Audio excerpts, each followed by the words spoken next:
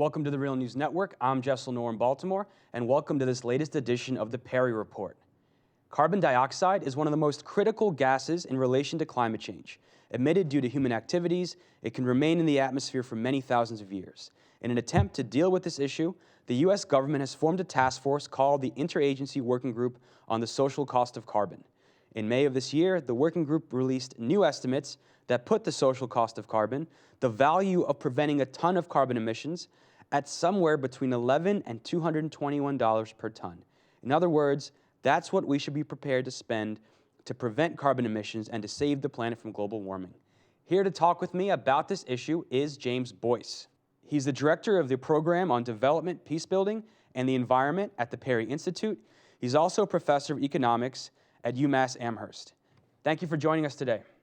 Nice to be back, Jessel. So what is this cost-benefit analysis?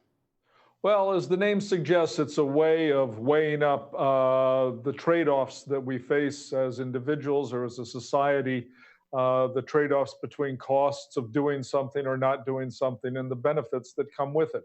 So in the case of these estimates of the so-called social cost of carbon, the idea is to figure out how much should we be willing to spend to prevent global warming, given the costs that are associated with an unstable climate future for our planet.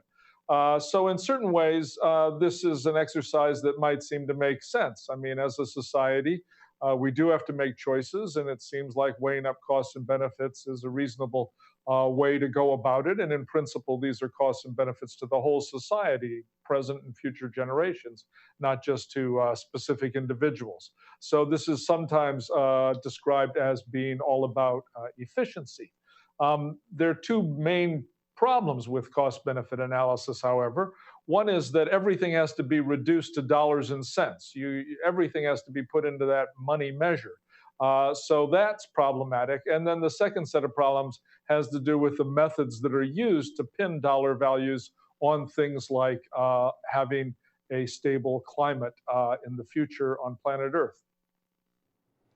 Now, is this the same as cost effectiveness? That's a really good question. They're not exactly the same thing. When people talk about efficiency, sometimes they mean cost-benefit analysis, sometimes they mean cost effectiveness. The difference is that cost effectiveness is about how we reach a goal in the most efficient manner, in the lowest cost manner. But the goal would be set on some other basis than cost-benefit analysis. It might be based on public health, for example, or on a responsibility for the well-being of future generations, also sometimes called sustainability. So in the case of global warming, we might say that our objective is to return the carbon dioxide content of the Earth's atmosphere to 350 parts per million, or let it rise to 450 parts per million, or whatever. And then we just ask the question, what's the cheapest way to meet that goal? That's cost effectiveness. Cost-benefit analysis goes a big step further in that it uses or purports to use economic analysis to set the goal itself.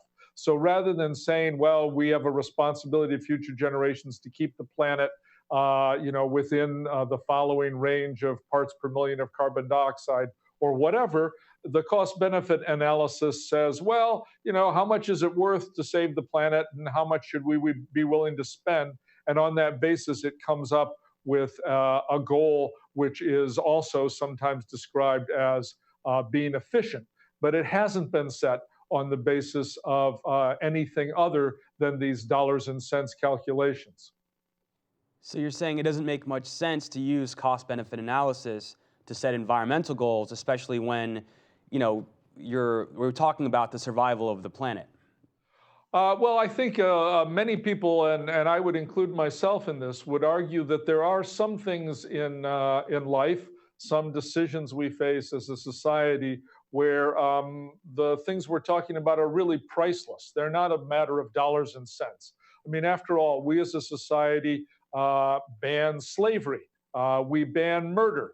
We don't ask what are the costs and benefits of allowing slavery or allowing murder. We don't say how much is it worth to the victims to avoid being killed and how much is it worth to the killers to kill them. We don't do that. We say that people have a right not to be enslaved. People have a right not to be murdered. Well, in the same way, we might say that people have a right to clean air, to clean water, or to a stable climate future. And that the question here is not how do we weigh up what it's worth to them to have those things, but rather we say those are their rights, we have to respect those rights, and we want to find the most cost-effective way of doing so. So that, I think, is one of the major problems with this notion that everything can be reduced to dollars and cents. It really misses the fundamental idea that there are rights and there are things that really could and should be treated as priceless rather than be treated as if it's analogous to the decision of whether or not to buy a new car or what sort of fuel efficiency vehicle I want to invest in. So James Boyce, thank you so much for joining us for part one of this conversation. Thank you, Jessel. We're going to continue this conversation, and part two, we'll post that at therealnews.com. Thank you so much for joining us.